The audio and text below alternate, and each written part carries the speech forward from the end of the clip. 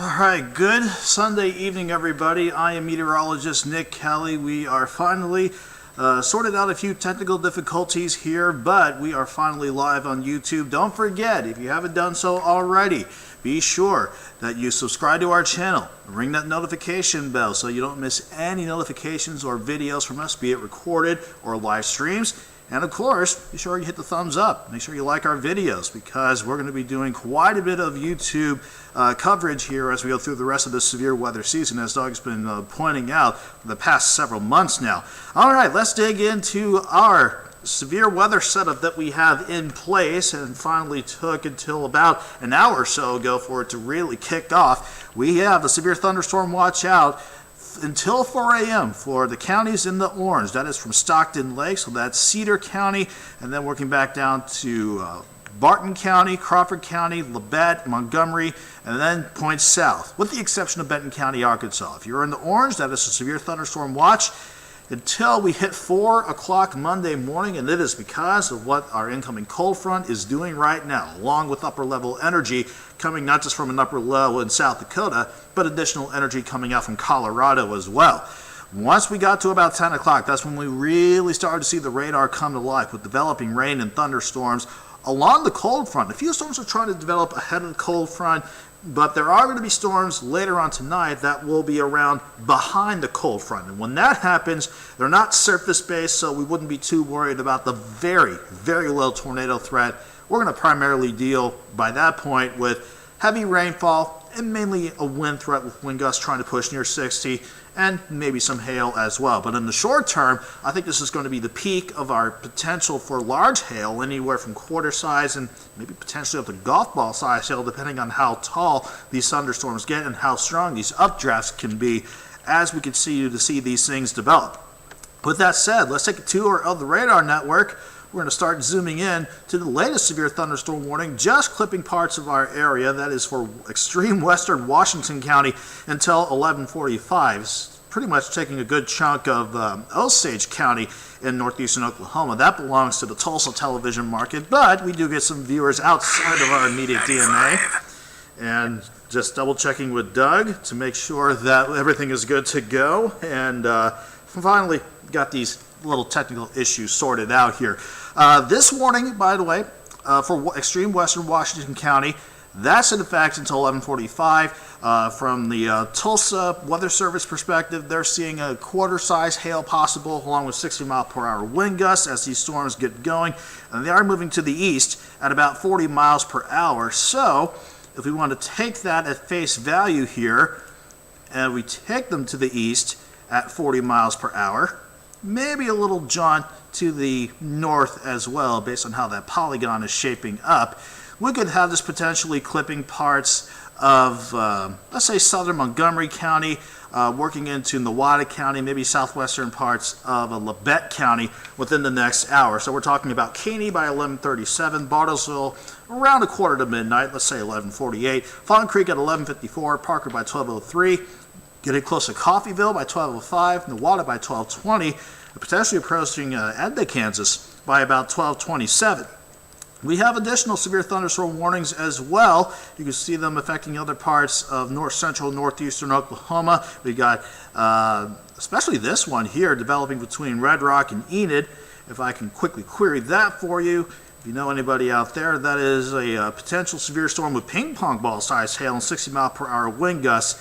That is for southwestern Cade, northwestern Noble, and northern and northeastern Garfield County until we get to about, let's say 11:30, and you can see how the Weather Service in Tulsa triggered a new warning for that one. So we'll just make sure we have everything up to speed here.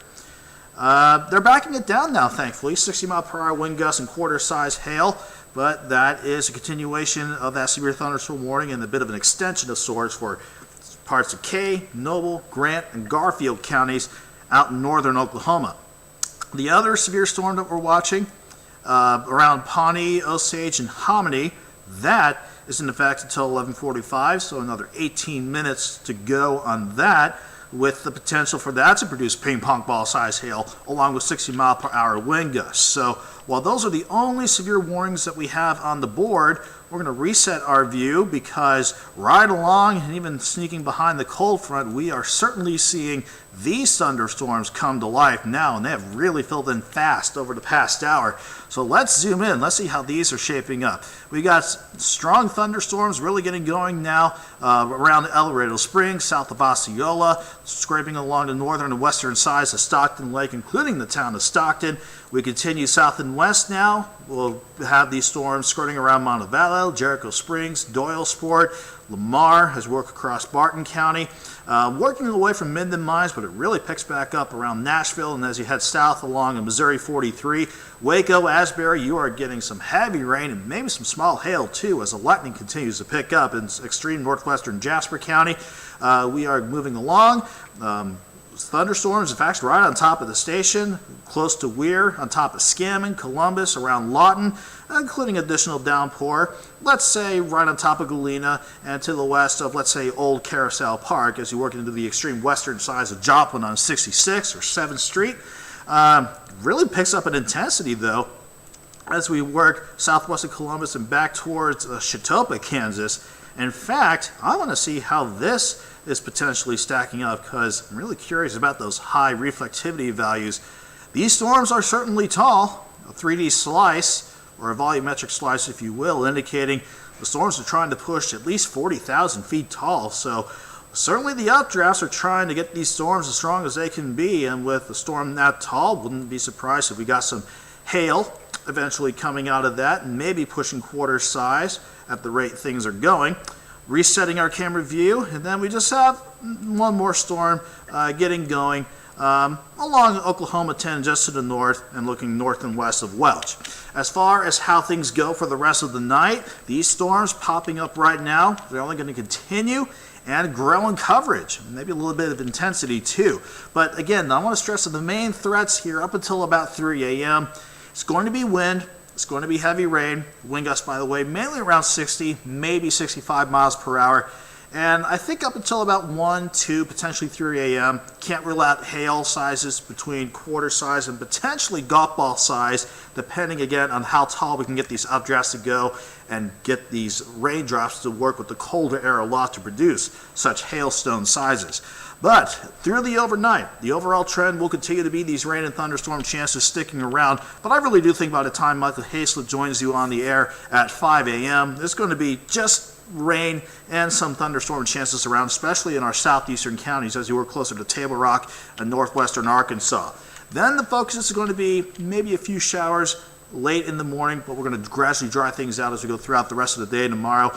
And temperatures staying mild, but quite a bit cooler. We're not talking about highs here 80 again tomorrow. This time around, we'll go from 53 in the morning, 58 by noon. I see Joplin topping out at 63 with some areas to the west of 69, certainly to the west of Joplin, potentially going into the upper 60s before Monday is all said and done. I think overall we're looking good. I want to keep things dry for Monday night and Tuesday morning. We'll call it partly cloudy, maybe a little extra cloud cover by Tuesday morning, but look at how we warmed during the overnight going into Tuesday, 60s by morning, and potentially near 80 by Tuesday afternoon. That is going to happen because of a good returning south wind on Tuesday with our next cold front knocking on the door. And depending on how Tuesday afternoon plays out, we're going to have a stout cap aloft or a stout layer of warm air that's going to keep us dry for a good portion of the day. But it's going to be warm, it's going to be humid, it's going to be unstable. But if for some reason we can break that cap with some dynamics aloft potentially coming in late Tuesday afternoon into Tuesday evening, you can see what the future track wants to do. It wants thunderstorms to erupt, and they could potentially pack even a stronger punch compared to what we're seeing tonight. In fact, we're looking at potentially a low to elevated severe threat as we go through Tuesday afternoon and into late Tuesday night, maybe early Wednesday morning. So far, with the way things are looking, we're going to have to elevate these threats because if these storms can break through the cap, Doug and I think that these can easily rotate, so we may have to deal with a tornado threat for Tuesday, again, if things keep turning out the wrong way.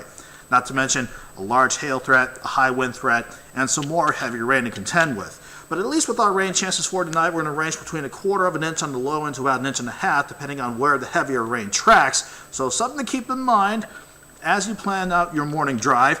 But as far as the rest of the 7-day forecast goes, if you missed it at 9 and at 10 o'clock, the late edition of the 10 that is, since golf pushed us back a little bit, it's going to be mainly mild for the rest of the week, with the exception of a warm Tuesday. We'll go 63 for Monday afternoon. Again, the alert day for Monday is just for the rest of tonight and up until the morning drive. The rest of the day is looking fine.